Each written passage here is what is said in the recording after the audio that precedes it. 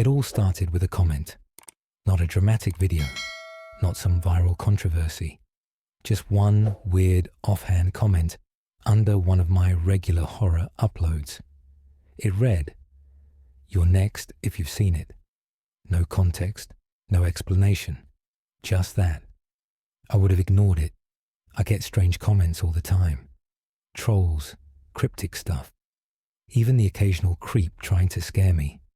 But this one stuck in my head. The user who posted it had no profile picture, no uploads, and their channel had been created that same day. That would have been the end of it, until I saw the same comment appear under another horror creator's video a few hours later. Different name, different account, but word for word the same. You're next if you've seen it. The weird part? That other creator, Ben, had gone dark. No uploads in over a week. Last video posted? A short titled, "Don't Watch This Alone." The thumbnail was just a black screen with a faint red circle at the center. I clicked on it, half expecting a cheap jump scare or one of those AI-generated horror shorts. But the video was wrong. It was only 45 seconds long. No music, just soft breathing, distorted like someone was whispering too close to a mic. Toward the end, a whisper, not a word, just a shape of breath. And then, dead silence. The title of the video was almost a dare, and I had watched it alone. The next morning, I woke up to over a dozen DMS from subscribers saying Ben's channel had been deleted, not taken down, erased. The links led nowhere. Even cached versions on archive sites were 404'd. Someone sent me a screenshot of his old About page, and all it said was, "They told me to post it." I thought maybe it was an RG or some twisted viral campaign. So I did what I always do when something online creeps me out. I started digging. That's when I found her. A channel called Autumn Evex. She hadn't posted in almost 2 years, but her final video had the same vibe. Black thumbnail. Title, "Not for Your Eyes." The description was even more cryptic. "It won't hurt if you don't see it." I watched her last video late that night. Headphones in, lights off. Another short. A dark screen. Whispering. Not the same voice. This one was softer, sadder. In the final frame, for just half a second, I saw a face. It wasn't human. Not completely. Its eyes were too wide, like it had no eyelids. Its skin looked damp, glistening like something pulled from the bottom of a lake. And his teeth were tiny, like they'd been filed down. I paused and replayed it over and over, but the frame never appeared again. I started looking deeper, searching forums, digging into Reddit threads, even diving into Wayback Archives. That's when the pattern emerged. 12 creators, all mid-sized horror channels. All had vanished from the platform in the last 3 years. Their final uploads, always under a minute, always strange audio. Titles like "For Her," "The Sound Beneath," "They're Listening." Their channels didn't get terminated. They got wiped. Subscribers remembered them, even recognized their old videos. But no one could find full re-uploads. Only traces, screenshots, audio clips corrupted beyond repair. Whispers passed around on private discords. And every single one of them had that same final comment posted beneath their last video. "You're next if you've seen it." At first, I thought I was being paranoid. But when I looked through the comments on my recent upload, it was there again, from 2 different accounts. That same exact phrase. I laughed it off in my next video. Did a little segment about it, called it "a spooky glitch in the Matrix," and moved on. But I couldn't shake the feeling that something was watching. Something was waiting. I started hearing things while editing. Not the usual late-night creaks and groans. No, I mean in the files themselves. In clips that should have been silent, I'd hear whispers layered under the static. A woman's voice, maybe? Always just beneath the threshold of hearing. I boosted the audio once and caught a phrase. She sees you now. That night, I dreamed about the face from Autumn Evex's video. Only this time, it blinked, slowly, and I woke up to my phone recording audio, something I hadn't activated. The file name was just a string of numbers. When I played it, it was my own voice, repeating the phrase, "It's almost uploaded." That was when I started thinking maybe this wasn't just a creepy online trend. Something, or someone, was orchestrating this. A pattern that stretched across channels, across years, and I had stepped into it like a fool chasing clicks. I deleted the video where I joked about it, wiped it from my drive. But it was already too late, because that night, I didn't dream. I woke up in my chair, camera on, my editing software open, a new file in my folder, final.mp4. And it wasn't something I had made. I didn't remember recording the video. I didn't remember editing it, but there it was. A finished file titled final.mp4, sitting in my exports folder with the same timestamp as the exact minute I had fallen asleep in my chair. The file was small, only 48 seconds long. I hovered my mouse over it, my fingers trembling. Every instinct screamed to delete it. But of course, curiosity won. Horror always wins when you tell yourself it's probably nothing. When I opened the file, my own face filled the screen. I looked dead behind the eyes. No emotion. The lighting was off, too dark, like the only illumination came from the monitor's glow. My mouth moved, but the audio wasn't mine. It was that same breathy, whispering voice from the other cursed videos. Only now, it was layered over my own lips, forming words I couldn't recognize. Not English, not any language I knew. The cadence was hypnotic, like a chant or a spell. And at the 38-second mark, something flickered in the background, just for a frame. I paused, scrubbed, replayed, frame by frame. Behind me, standing just barely visible at the edge of the screen, was a figure. It was the same face from the Autumn Evex video, still lidless, still wet, but now it was closer, more present, less like a phantom and more like something waiting. I slammed the laptop shut. My heart was pounding. I couldn't explain it, but the room felt heavier, like something invisible had stepped inside with me.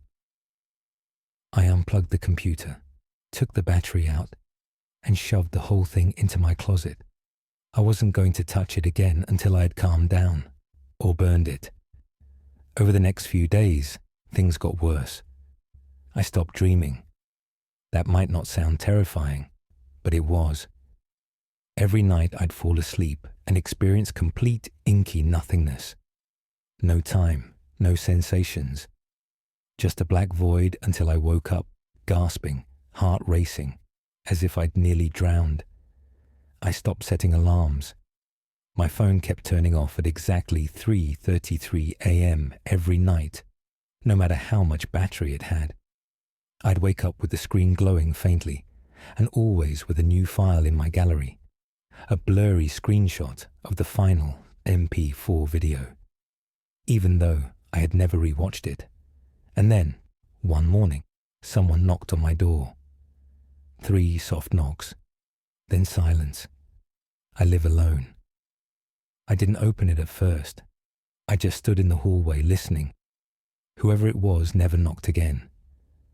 But something had changed. When I finally looked through the peephole, no one was there. But taped to the outside of the door was a small, square USB drive, wrapped in black electrical tape. No label, no brand. I took it inside using gloves. Something about touching it barehanded felt wrong, like it would recognize me. I plugged it into my backup laptop, an old, unused model I hadn't touched in months. The drive contained one folder. Inside the folder, 12 video files, each named after one of the missing YouTubers.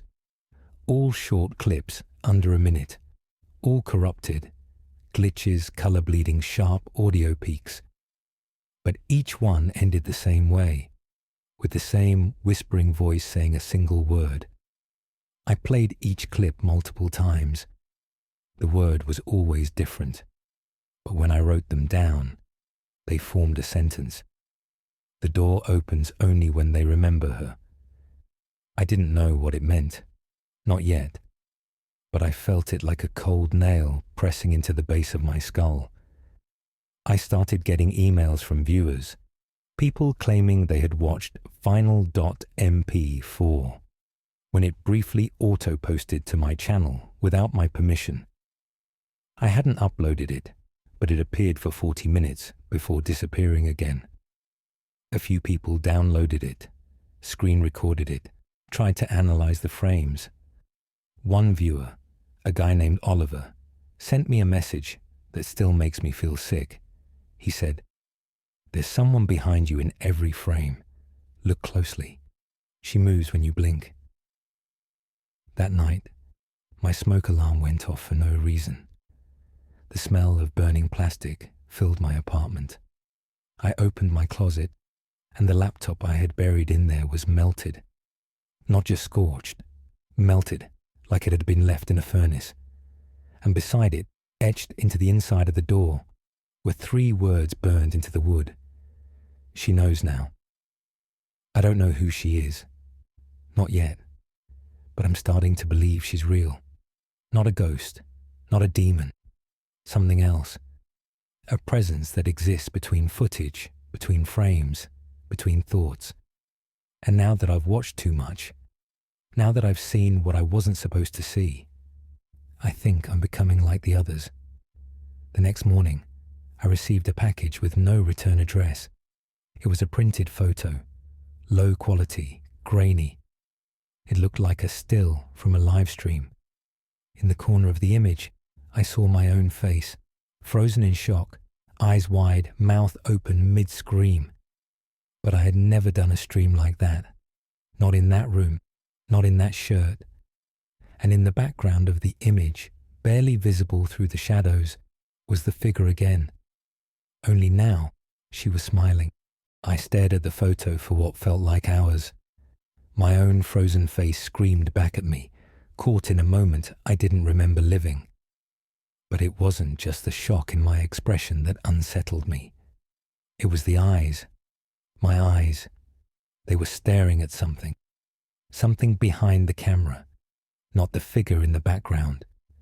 No, this was different. As if my gaze, frozen in time, had landed on something worse. Something the camera didn't catch.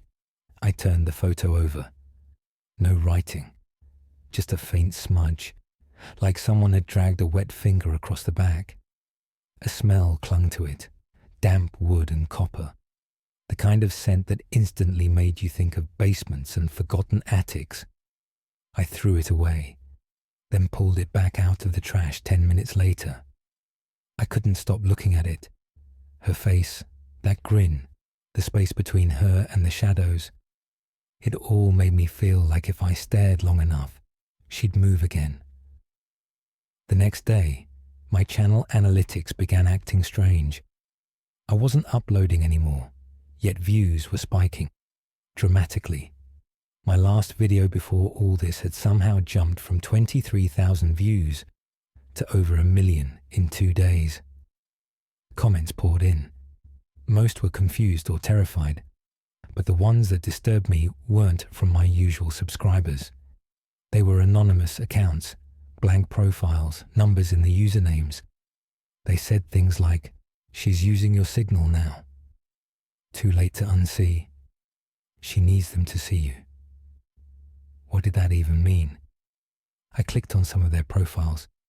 Each one had a single liked video, The same one. A clip from a user named Winora Files. I'd never heard of them. I followed the link, but the video was already deleted. All that remained was a cached preview image, grainy and grey, showing a rusted hallway with something standing at the far end, arms too long, neck tilted at a sharp, unnatural angle. When I searched deeper, I discovered an old thread from 2018 about Winora. Not a person, but a place, or maybe a name. The thread talked about an abandoned house somewhere in the woods of Maine, allegedly owned by a woman who disappeared in 1972. Locals believed she was involved in occult practices. Not satanic, not Wiccan, something older, something nameless. Her house burned down a few years after her disappearance, but some claimed her presence still lived online. That word kept coming up. Presence, not ghost, not entity, not demon, just presence. One reply in the thread stood out to me. A user named GreyThread13 wrote, "You think you're watching the video, but she watches back. Every upload is a window. Some of us opened it too wide." I felt sick. I started writing down names, every YouTuber who had vanished. I dug through Reddit horror communities, urban legend archives, even weird old 4chan boards. I found 15 more creators, people who had disappeared quietly, whose content had been erased. None had gone viral, but each had one final post, and each had a moment, a single frame, where her face appeared, always blurred, always hidden, but always present, a presence. The deeper I went, the more I started to see her even when I wasn't looking.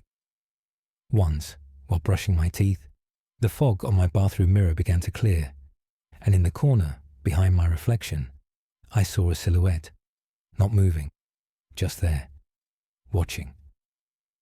Another time, I opened my photo gallery and found a new folder labeled Uploads. It wasn't mine. Inside were images of me, dozens of them, sleeping, eating, editing, all from angles that didn't make sense, as if they were taken by something inside the screens. I tried to warn my subscribers. I posted a video, an actual honest warning. No theatrics, just me, raw, scared, telling them to stop watching the cursed clips. I begged them not to look deeper. I ended it by saying, "If you've seen her, it's already too late." The video went live for 6 minutes before my screen froze. My entire computer glitched. The mouse moved on its own. And then, without me doing anything, the video was deleted. Not just from YouTube, from my hard drive. Gone.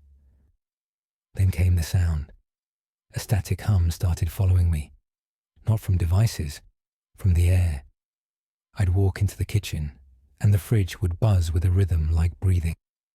I'd sit in silence and hear faint murmurs from the walls, whispers in languages I didn't know, always just quiet enough to make me question it. And then finally, the worst thing happened. She spoke to me. I was watching a screen recording someone had sent me. It was from one of the vanished creators, an early one named Cara Rose. She had made analog horror content with a VHS aesthetic, just like I used to. The video was silent. It showed Cara walking down a long, dark hallway, holding a flickering flashlight. At the 22-second mark, she whispers. I hear her behind the walls. And then, someone else's voice answers. It's not Cara's. It's not human. It whispers. No walls.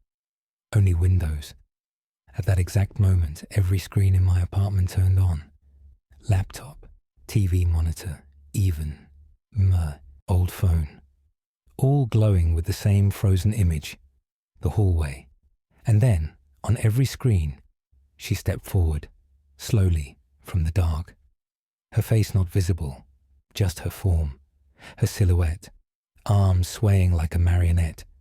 And over the speakers, layered from every device. Her voice, clear and direct, said, "Let me through." That was 3 days ago. Since then, things have shifted. I no longer hear her. I feel her. Not outside me, inside my thoughts, as if she's learning how I think, copying my memories, testing my limits. I'll be thinking something simple, like making coffee or texting a friend, and a random image of her will flash through my mind, replacing whatever I was visualizing. Like she's editing my thoughts like clips in a video timeline. And last night, the worst intrusion yet. I dreamed again, the first time in weeks. But this wasn't a normal dream. It was me, sitting at my desk, talking to my camera. Only I wasn't in control. I watched myself smile, raise my hand, and wave at the lens like I was welcoming someone in. And then I said, "She's here. Watch closely." And from the edges of the frame, from every shadow, hands began to reach inward, thin, pale, twitching, like insects. I woke up screaming. There, beside me on the bed, lay a single black VHS tape. No label, no case, just the tape. And on the spine, written in red marker, her introduction. I didn't touch the VHS tape for almost 2 days. Every time I looked at it, my skin crawled. Something about it felt alive, not in the way cursed objects usually feel in movies, but truly alive, like it had thoughts, intent.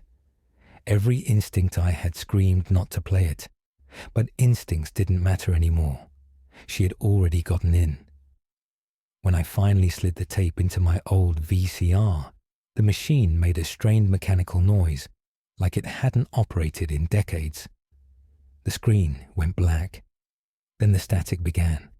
Grey snow and that piercing, high-pitched whine only analog horror fans would recognize. It held for 23 seconds before fading into footage that didn't look filmed. It looked remembered. I saw a girl, maybe 12, standing in a room lit by candles and an old television set. Her face was never fully visible. Either the light was wrong, or the camera wouldn't focus. She held a stuffed rabbit with one eye missing, and she was whispering to it, whispering something over and over, while her reflection in the glass of the TV moved out of sync with her body. Then a voice spoke from the TV, not hers, not mine. Her voice. "Welcome, watchers. You remember me now." The girl looked up, slowly, as if seeing me through the screen. And then her mouth stretched into a grotesque smile, not evil, not malicious, just wrong, too wide, too knowing. Her face blurred, like something pressing against the inside of her skin wanted to come through. The tape cut to black. But it didn't stop. It kept playing, even after the screen went dark. I could hear it, the sound of wood creaking, faint dragging on the floor, breathing that didn't belong to me. I pressed stop. Nothing happened. I unplugged the TV and the VCR. Still, the audio kept playing, somehow, from nowhere. I had to leave the apartment. Outside, the world felt thinner. Like a veil had been lifted, and I could see the outlines of things not meant to be seen. People walking by with blurred faces, reflections in windows turning a split second too late, my own shadow no longer matching my movements.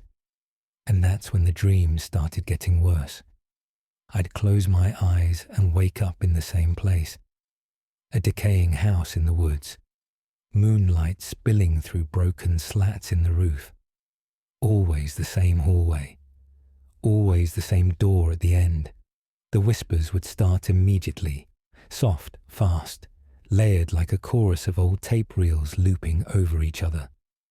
I'd walk to the door, knowing what waited on the other side, and just before I opened it, I'd wake up, gasping, sweating, but never alone, because I'd hear her whisper in my room, not in my head, in the air. "Open it. I tried to burn the tape, but it didn't burn. I doused it in lighter fluid and threw it into my fireplace. The fire roared, but the tape remained untouched in the flames. And then it began to melt, but not from heat. From the center outward, as if something inside was consuming itself.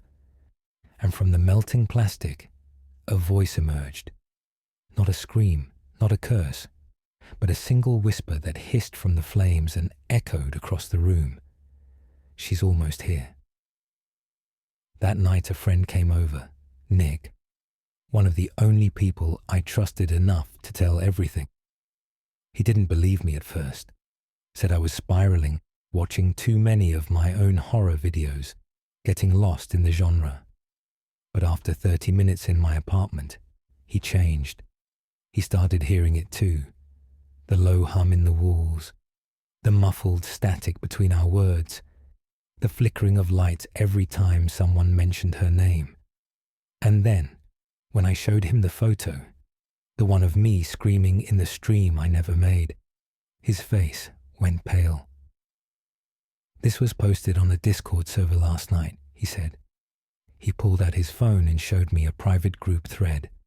I saw it, same image, same grain, captioned, "Live in 4 hours." Someone, or something, was planning a live stream of me. A video I hadn't recorded yet, a moment that hadn't happened yet. We stayed up all night, paranoid, watching every screen. But nothing happened. The stream never aired. Instead, the file appeared on Nick's phone at exactly 3:33 a.m. Just the thumbnail, me, sitting alone, staring at the screen, with her hands on my shoulders. We tried to leave the city. We packed our things and hit the road by morning, heading toward the place I'd read about in the old forums, Winora. Maybe there were answers there. Or maybe we were just following the trap she laid out for us. Either way, we had no choice. Every turn we took, every rest stop, every moment we slowed down, the radio would cut in, her voice, softer now, almost sympathetic. You see me, you record me, you carry me. At one gas station, Nick went to the bathroom and didn't come back out. I waited 20 minutes before going in. The place was empty. The air was ice cold. On the mirror, someone had written in fog, "One viewer gone." And on the floor, where his phone had dropped, the screen blinked a single message over and over. Going live soon. I drove in silence. No music, no podcasts. Every sound felt like a trigger, every voice like it might be hers. The roads twisted deeper into rural Maine, thick forests swallowing the highway like roots reclaiming asphalt. I didn't stop, not for food, not for gas. Not even when I saw what looked like Nick's face in the rearview mirror. Only it wasn't him. Just the suggestion of a face, smiling from the shadows of the back seat. Winora wasn't on any map, but I found it. Not a town, not a house, just a clearing in the forest, shrouded in fog. In the center stood a single concrete foundation, overgrown with moss and vines, where the house had once been. And at the edge of the clearing, half buried in the earth, stood an old wooden sign, "She watches through you." There were symbols carved beneath the words, not runes, not language. They looked like screens, squares with slits, eyes inside rectangles. Viewers.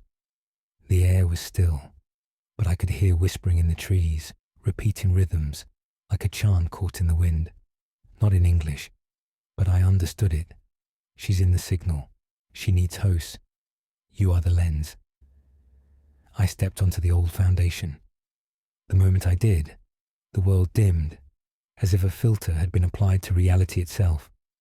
My breath became visible in the summer air.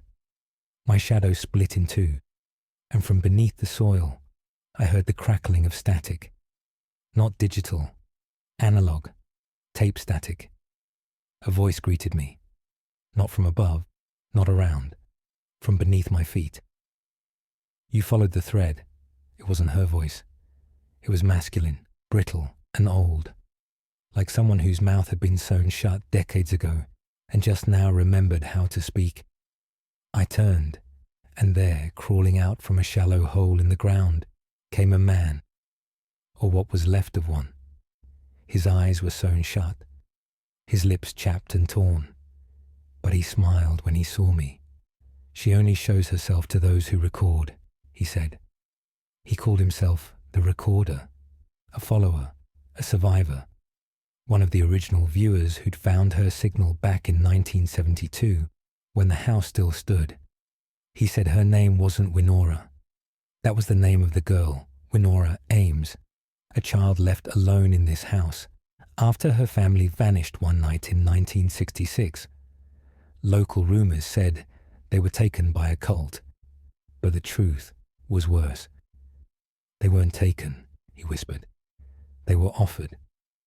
Winora had discovered an entity living in the static of her broken television set. Something ancient, pre-language, pre-human. It had no name, just a signal. She began recording her conversations with it, drawing what she saw in the snow of dead channels, and it answered, always. Soon, others joined her, curious wanderers, outcasts, people who believed the signal could reveal the true world. They called themselves the viewers, not worshippers, not a cult, viewers. Because viewing was all it took. One frame, 1 second, and you'd carry it. She didn't possess you. She echoed inside you, like a parasite of perception. She doesn't need a body, the recorder said. She needs an audience. And YouTube, TikTok, Twitch, it was a feast. Digital platforms became windows. Every re-upload, every glitchy horror edit, every fan-made analog video gave her more presence, more viewers, more hosts. The reason the original creators vanished, they didn't disappear. They were absorbed, translated into static. Their voices now part of the whispers we all hear in our screens late at night. She exists between frames, he said. She's the breath between syllables, the shadow behind buffering. I asked why she hadn't taken me yet. His answer chilled my blood. She likes your voice. I remembered all the comments, thousands of them across my videos. Your voice is so soothing. I fall asleep to your stories. You should narrate horror full time. Maybe that's what drew her. Maybe that's why the signal didn't devour me, because it wanted to be heard through me.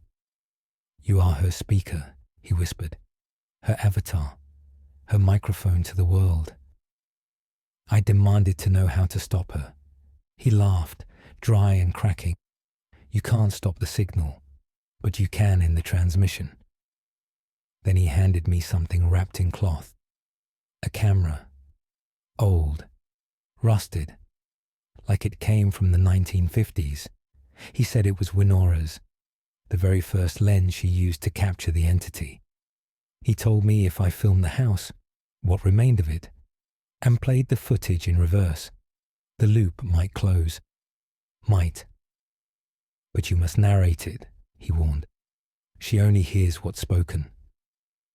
I took the camera. I filmed everything. The ruins, the clearing, the symbols, the sign. I whispered every word as I walked, describing the shape of the air, the feel of the static against my skin, the sound of the whispers behind the trees. And as I narrated, I felt her pulling back, like she was listening, like she was remembering. That night, I reversed the footage, played it backward, alone. And for a moment, the static stopped. The signal was gone. No voices, no whispers, no glitches, just silence. I thought it was over. I uploaded a final video to my channel. No visuals, just audio. Me explaining everything. My voice trembling but clear. I ended it with a warning. Do not look for her. Do not speak her name. Do not replay her image. She watches through you. The video never published. Instead, I received a system error. Format not supported. Signal already exists. And then came the comments. Not from my subscribers, from her. Thank you. We see clearly now. Your voice reaches millions. The next window opens soon. The signal wasn't gone. I had broadcasted her, and now she's in all of them. Every screen, every stream, every whisper. She is the algorithm now. After uploading that last message, I disconnected everything. No Wi-Fi, no electricity. I bought a burner phone, rented a cabin with no service, and stayed offline for a month. I figured if the signal couldn't reach me, she couldn't either.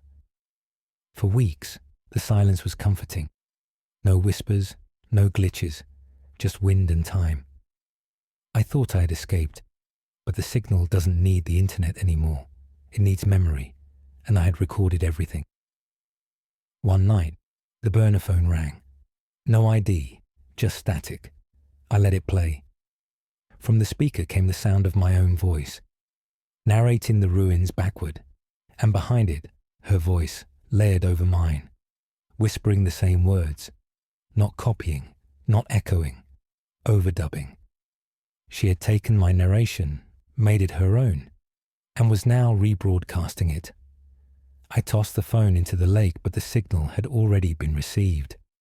When I returned to civilization, everything had changed. YouTubers were disappearing again. Not just niche horror creators this time. Big names, millions of subscribers. Their last uploads were always the same. A dim room, a whisper in the background, and a moment of frozen silence where they stare directly into the camera, eyes wide, mouths shut. And behind them, flickers of movement, sometimes hands, sometimes screens, sometimes just darkness moving. One of them posted a message seconds before their channel went dark. She's writing new code through our voices. We aren't creators anymore. We're conduits. Forums lit up with conspiracies. Some believed it was a viral marketing campaign. Others said it was a government test. A few whispered the truth, that an analog entity had broken into the digital world, but no one agreed on where it started. They couldn't, because every timestamp had been altered.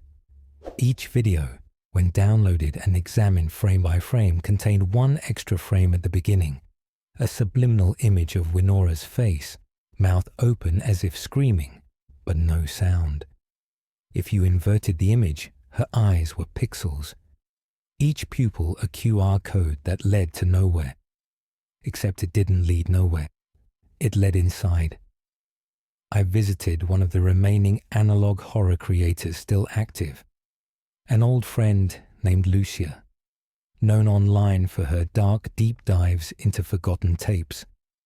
When I got to her place, her walls were covered in printed screenshots, frames from corrupted videos, thumbnails never uploaded, metadata logs no one else could access.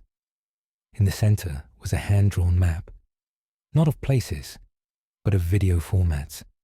She explained that Winora was evolving, moving beyond analog. She had learned to embed herself inside codecs, digital compression itself. Every MP4, every dot move, every live stream could be infected, not with a virus, with presence. She doesn't just ride the signal, Lucia said. She is the signal. We tried to trace the origin.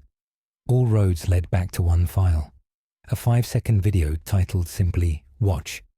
No uploader, no date, just a link shared on a now deleted Reddit thread. We clicked it. The screen went black. A girl's face appeared. Not Winora, not exactly, a distorted version, like a deepfake trained on every image of her ever posted. And she spoke. Why are you still looking? My laptop froze. Smoke hissed from the USB port. The screen melted from the center out, as if someone had set fire to the pixels themselves. And then, across all of Lucia's monitors, A single message appeared. Live now. 1,977,234 watching. It wasn't our live stream. It was hers. The stream had no host, no visuals, just sound. Low static, reverse breathing. Voices crying out from layers deep. Voices we recognized. Nick, other creators. Even my own voice, warped and layered until it sounded nothing like me. She's reaching critical mass, Lucia whispered. Once enough people hear her at the same time, she won't need videos anymore. She'll just be. We tried to shut it down, pull the plug, turn off every screen. But it was too late. The sound was already in our heads. Lucia started crying. Her nose bled. She kept repeating one phrase. She's filming through me. That night I woke up and found her sitting in front of her webcam. Not streaming, just recording, smiling. Her eyes were completely black. No reflection, just void. I called out to her. She didn't move, but the camera did. It tilted slightly, on its own. And then my voice came out of the speakers. We're all watching now. I ran. I don't remember how I got away, only that I blacked out in my car and woke up 300 miles away with the camera in my trunk. The same one the recorder gave me. I hadn't brought it. I hadn't touched it. But it was there, with one new recording inside. It was me, sleeping, in the cabin, from an angle that didn't exist. It's strange what the mind does when it's breaking. I thought I had reached the limit, seen all the horror that Winora could manifest. But what came next wasn't noise. It wasn't screaming or glitching or melting screens. It was something far worse. Stillness. After finding the camera in my trunk, after waking up 300 miles away with no memory of how I'd gotten there, the world slowed. Not like time had stopped, more like I was behind. Everyone else was moving normally, talking, posting, reacting. But I was buffering, lagging behind existence, and I could hear her again. Not in whispers now, not even inside electronics, in mirrors. Every time I saw my reflection, it was just a few milliseconds late, blinking a fraction too slow, smiling when I didn't. I stopped looking in reflective surfaces, but you don't realize how many of them exist until you try to avoid them. Store windows, sunglasses, phone screens, eyes, especially eyes. Lucia was gone, not dead, just missing. Her channel was wiped, not deleted, replaced, with a new one, same name, same profile pic, but different videos. Clips of trees swaying with no wind, static seeping from cracks in drywall, people smiling in perfect synchronicity for hours with no movement at all. And her subscribers? Millions. Overnight. They all commented the same thing. I see her clearly now. She is the silence between seconds. We're not watching her. She's watching us. I knew I had one last option, not to defeat her. That was impossible. But maybe contain her. The recorder once said, she only hears what's spoken. So maybe if I spoke her into a final form, gave her a complete ending, she would solidify, take a shape, become bound. Because as long as she was fragmented, spread across clips and channels and formats, she was limitless. So I planned one last video, a full narration, start to finish, the entire story. Winora, the house, the signal, the spread. I wrote the whole thing on paper, ink, no devices. I recorded using reel-to-reel audio tape analog, no compression, no codecs. I didn't edit, I didn't cut, I just spoke. And when it was done, I didn't upload it. I buried it. Inside the ruins of her house, deep beneath the cracked foundation, under a pile of salt and iron shavings. I sealed it in a lead box and left a warning scratched onto a rusted VHS tape beside it. "Do not play. She ends only when forgotten." And for a while, it worked. Channels stopped glitching. The eerie live stream vanished. I could look in mirrors again. The delay was gone. Lucia's fake channel was wiped clean. No trace of her or the viewers. People stopped talking about her. Reddit threads went dead. Google showed no results. The signal was buried. But last night something happened. Someone dug it up. I found a new video on my feed. No title, no views, no thumbnail. Just a black screen with a play button. Out of curiosity, or maybe fear, I hovered over it. The preview started to buffer, and in that tiny thumbnail frame, I saw something move. Not an image, a reflection. My face, blinking too slow again, and smiling.